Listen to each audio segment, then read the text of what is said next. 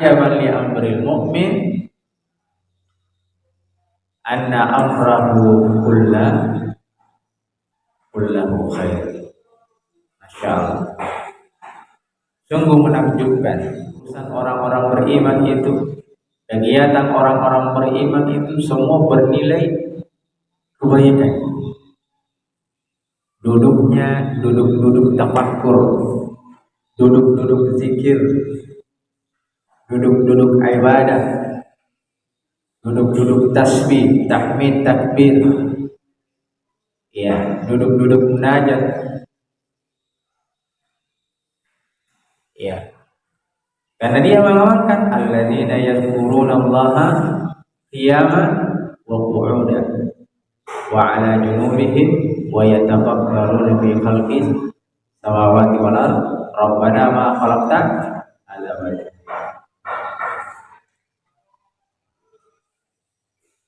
Ini duduk-duduknya ini duduk ibadah.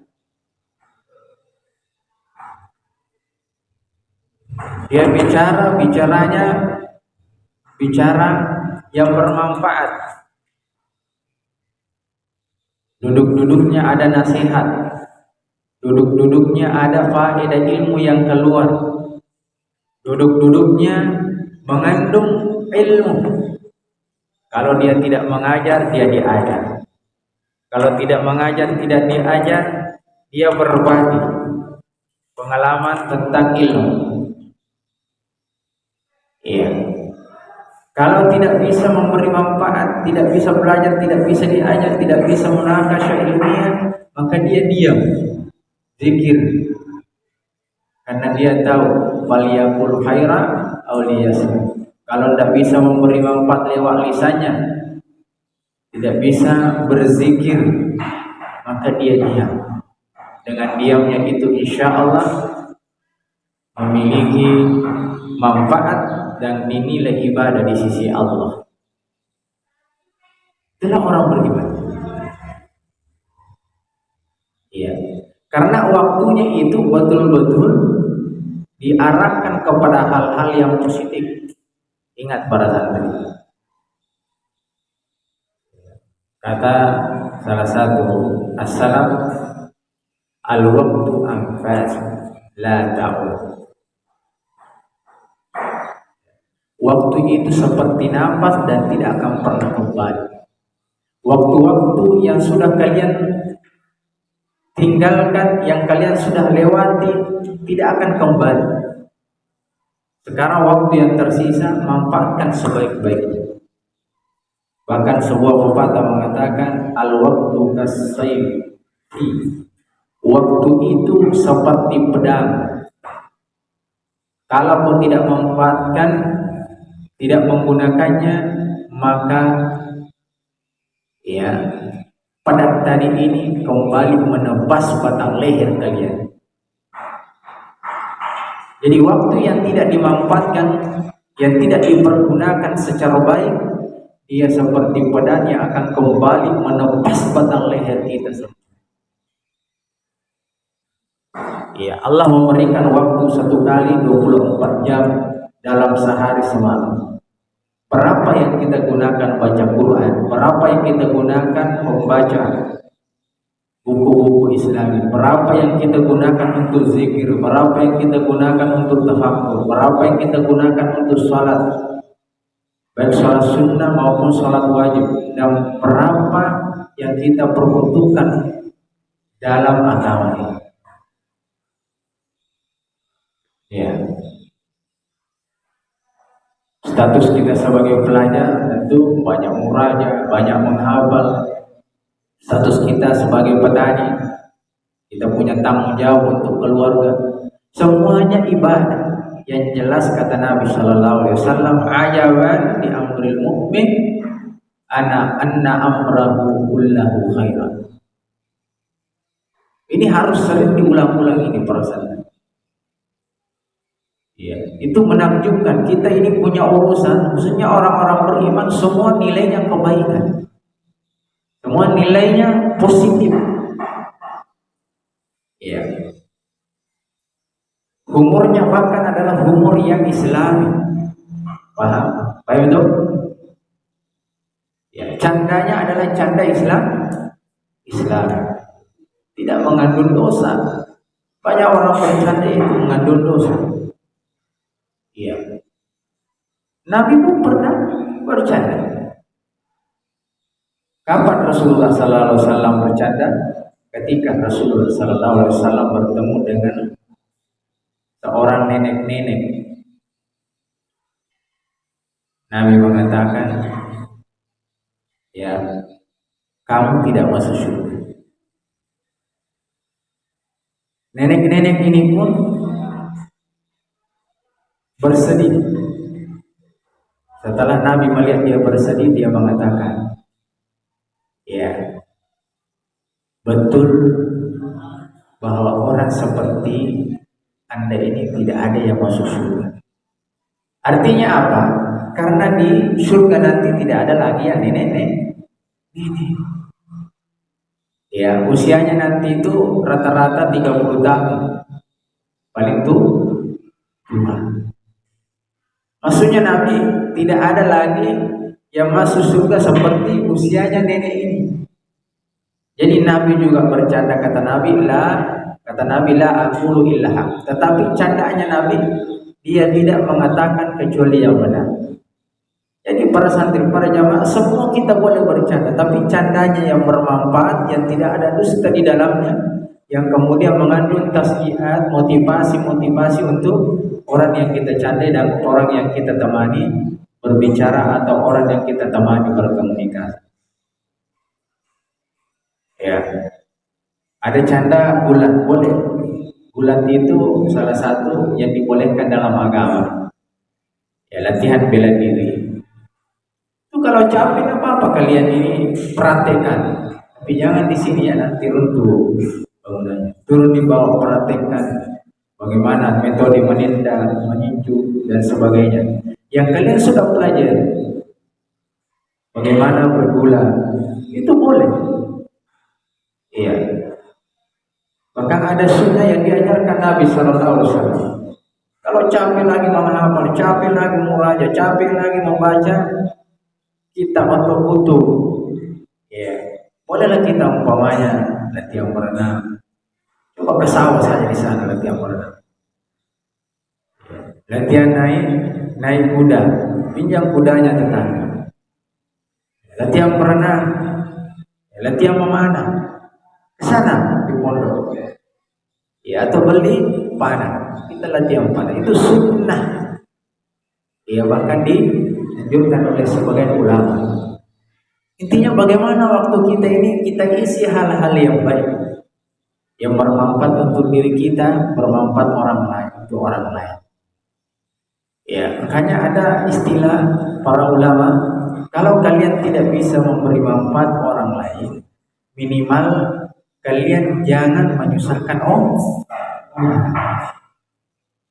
Ya, antum sudah hafal hadisnya, khairukum anfa'uhum linnas. Sebaik-baik di antara kalian yang bermanfaat, ya, kepada sesama manusia atau kepada orang lain. Kalau saja kita tidak bisa memberi manfaat untuk diri sendiri, bagaimana mungkin antum bisa memberi manfaat untuk orang lain? Kalau kalian dari sekarang tidak belajar, apa yang kalian akan bisa ajarkan untuk orang lain? Pernah dengar istilah faqidu syai' la yu'ti? Yang tidak memiliki sesuatu, bagaimana mungkin dia bisa memberi sesuatu? Iya. Ketika ada orang yang hanya menghabiskan waktunya di medsos, mendebat di sana, waktunya di depan HP, masuk di grup-grup perdebatan, itu urusan dia. Janganlah kita seperti dia dan seperti mereka yang senangnya mendebat ustaz, mendebat ulama, padahal ngajinya tidak jelas, ngajinya di Google, ya, belum tahu ngaji. Bahkan di antara kita ada yang belum tahu alif ba. dan kemudian tampil di medsos seperti ya Syekhul Kabir, seperti ulama besar sehingga pada pendeta. Ini banyak, dan kita tidak mau seperti itu. Kita ini ya berdasarkan dengan ilmu, berdasarkan dengan dalil. Di saat kita bicara ada hadisnya, di saat kita berbicara tentang agama ada hujahnya, ada nasnya yang sering. Ya, untuk mendapatkan itu semua para santri tentu dengan usaha. Kalian menghafal, pahami, talaki umpamanya. Tanyakan kepada ustaz, tanyakan kepada guru kita. Itu memanfaatkan waktu. Iya. Coba manfaatkan waktu yang ada. Antum sudah hafal surah Al-Asr. Coba baca di surah Al-Asr.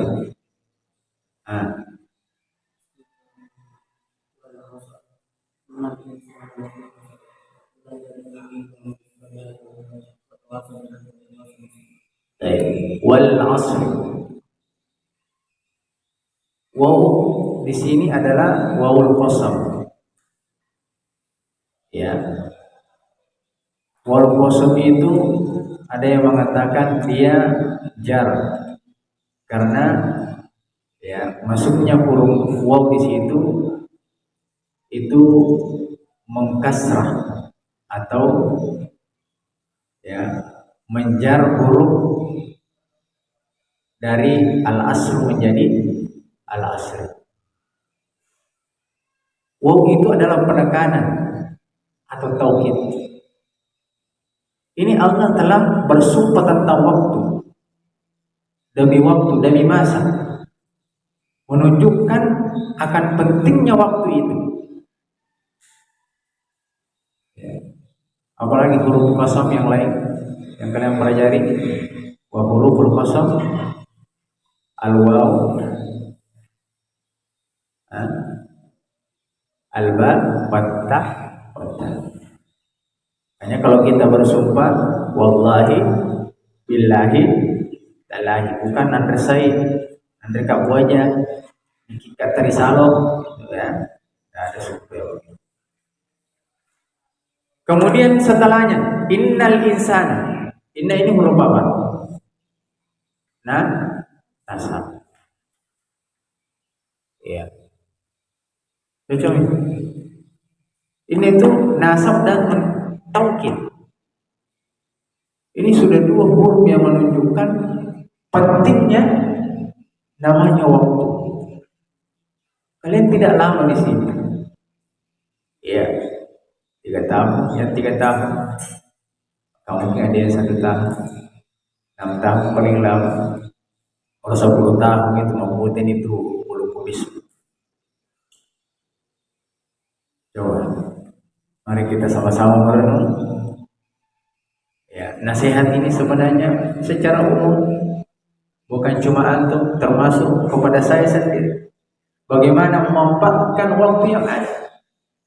Setelah Allah mengatakan waktu ini betul-betul sangat kita dituntut untuk memperhatikannya, sampai-sampai Allah bersumpah wal asri. Ya, kemudian Allah melanjutkan innal insana, sesungguhnya manusia benar-benar lafi khusrin, dalam kerugian. Ini manusia tanpa terkecuali dia berada dalam kerugian, khasarah. Ya, kapan tidak rugi? Nanti Allah lanjutkan. Illal ladzina amanu, kecuali orang yang beriman, wa amilus solihati, dan beramal amalan saleh. Termasuk amalan saleh yang kita kerjakan adalah menghafal, murojaah, membaca kitab-kitab ulama, munakasyah ilmiah, saling menasihati, saling memberi masukan dalam hal-hal positif, melakukan sunnah Rasul, mengamalkan sunnah-sunnah Nabi Sallallahu Alaihi Wasallam. Itu amal saleh. Yang dengannya ini kita tidak termasuk orang yang merugi. Iya. Wa tawasau bil haq, saling berpesan dalam kebaikan. Yang ini Kita saling menasihati, saling mengarahkan kepada hal-hal yang positif. Wa tawasau bis sabr, dan saling mengingatkan dalam hal kesabaran. Jadi kalau tidak mau rugi para santri, tidak termasuk golongan orang-orang yang merugi. Ini pertama, iman kepada Allah. Definisi iman antum sudah hafal semua. Insyaallah nahnu minal mu'minin, kita semua termasuk golongan orang-orang beriman. Allahumma amin. Amin ya rabbal alamin. Tinggal yang jadi masalah ini adalah amal soleh kita dan saling mengingatkan dalam hal kebaikan dan kesabaran. Ini adalah catatan penting yang perlu kita garis bawahi. Mulai dari hari ini, waktu 1 detik pun jangan pernah sia-siakan. Ingat, sekali lagi kita baca hadis Nabi, ajaban li amril mu'min anna amrahu kullahu khairan. Hafal hadisnya dan renungi, kemudian amalkan, implementasikan dalam keseharian kita. Ingat, tidak ada kata istilah, tidak ada ibadah dalam 1 detik. Saya sering ingatkan, mulai dari bangun tidur hingga tidur lagi, semua ada nilai ibadah. Ya, bahkan Imam Asy-Sya'rawi dalam sebuah buku yang pernah saya baca, tulisan beliau tidak sepakat ada istilah amrul dunia atau urusan dunia, tetapi semua adalah ibadah. Yang kemudian pergi berkebun karena Allah, niatnya untuk ibadah, itu ibadah, walaupun dia berkebun. Yang niatnya untuk bisnis, bertijarah karena Allah, ya ingin menafkahi anak istrinya, keluarganya, itu ibadah. Hanya beliau tidak membagi urusan ukhrawiyah dan duniawiyah. Semua adalah urusan ukhrawiyah. Paham dong? Mulai dari sekarang kita sama-sama ya memanfaatkan waktu yang Allah berikan kepada kita. Walaupun kita masih sehat para santri, mumpung kita masih belum ada ya tantangan-tantangan keluarga yang berat. Ya, kalau kalian sudah nikah, kalian sudah berkeluarga, waktu kalian itu tidak akan sebanyak dengan waktu yang ada sekarang. Dan itu antum harus tahu, sebagaimana yang kami rasakan sekarang. Ya, demi Allah, wallahi ya santri, para santri, saya sekarang merasakan penyesalan yang begitu besar. Kenapa? Dahulu, ya mungkin tidak maksimal waktu belajar saya. Walaupun itu sanawiyah, alhamdulillah saya biasa memanfaatkan waktu membaca 8 jam dalam sehari. Tapi itu ternyata masih kurang. Di SMA pun juga sering baca kitab-kitab para ulama, ternyata masih kurang. Dan sampai sekarang pun tidak pernah berhenti membaca. Semakin belajar, semakin kita merasa demi Allah tidak ada sedikit pun ilmu yang kita miliki, ya, dibandingkan dengan ulama-ulama kita. Ulama menghafal ratusan ribu hadis, sementara kita hanya hafal 10 sampai 100 hadis. Apa kita dibandingkan ulama-ulama kita yang mereka habiskan waktunya untuk agama? Terus kita bagaimana? Bukankah kita ini adalah salafi, pengikut salaf? Bagaimana mengikuti salaf ternyata mereka menjadi orang yang bermanfaat, yang bermartabat,